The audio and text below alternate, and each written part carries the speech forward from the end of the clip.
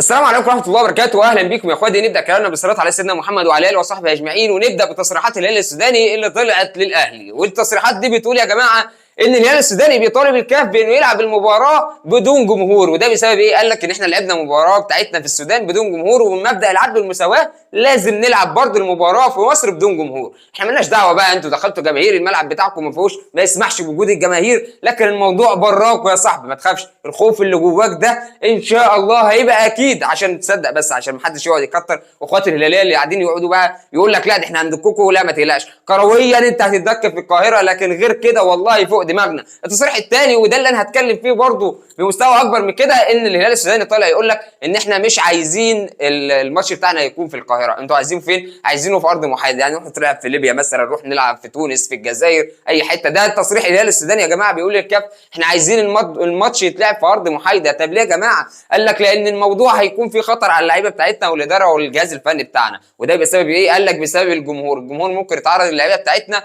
وممكن يضرب اللعيبه بتاعتنا والجهاز بتاعنا. والله العظيم انتوا كهلاليه سودانيين قبل اي حاجه افتكروا ان مصر والسودان بلد واحده، كانت بلد واحده. مصر والسودان كانت دوله واحده يا جماعه. في الاول وفي الاخر انتوا اخواتنا وهنشيلكم فوق دماغنا. والله مفيش اي موضوع خالص ولا في اي مشاكل من ناحيه ان احنا ممكن نتعرض لاي حد باذى. الموضوع هيكون كوره مش اكتر. هتيجوا هنا تنورونا وتشرفونا ونشيلكم فوق دماغنا، وهنلعب مباراه نزيهه ما فيهاش اي حاجه خالص. الموضوع هيكون في الملعب، خارج الملعب انتوا فوق دماغنا وانتوا ضيوفنا وعلى دماغنا والله العظيم. فمحدش يخاف، عشان انا عارفكم ان انتوا والله العظيم مرعوبين من اخر المباراه. الساعه تعادلتوا وانتوا دلوقتي ركابكم بتخبط في بعضها. فبالراحه شويه عليك يا صديقي، يعني مش كل شويه تصريح. والتصريحات بصراحه مضحكه اقسم بالله، يعني تصريحات مستفزه جدا. يعني ايه العب في ارض محايده؟ يعني ايه اصلا مش عايز جمهور؟ كل ده يبين قد ايه انت خايف يا صديقي. فبلاش الخوف ده وتعالى واجهنا راجل لراجل، ما تقلقش كله في الملعب، غير كده مفيش. الموضوع الثاني يا جماعه واللي احنا بنطالب بيه وزاره الداخليه قبل اي حاجه، واللي بعت فعلا اداره الاهلي بجواب لوزاره الداخليه بالساعه الكامله لاستاد القاهره بالنسبه للجمهور. واحنا بنطالب كجمهور وزاره الداخليه بانها تقبل الموضوع وتسمح بالساعه الكامله لاستاد القاهره ووجود الجماهير تاني بتؤازر النادي الاهلي، لان ده موضوع مهم جدا بالنسبه لدعم النادي الاهلي، وموضوع مهم جدا بالنسبه لقوه المباراه.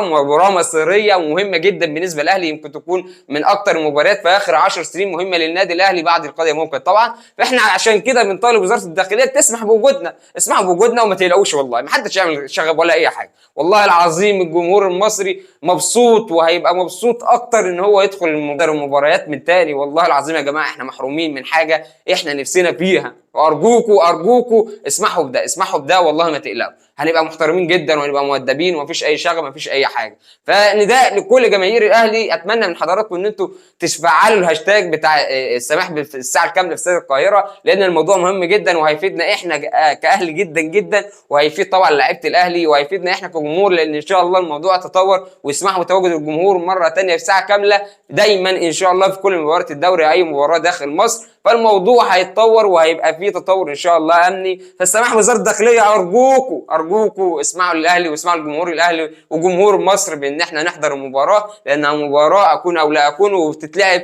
بسمعه الكره المصريه ومصر قبل اي حاجه. في الاخير يا صديقي ما تنساش الاشتراك، ما تنساش الكومنت، ما تنساش اللايك الجميل. اشوفك على خير، السلام عليكم.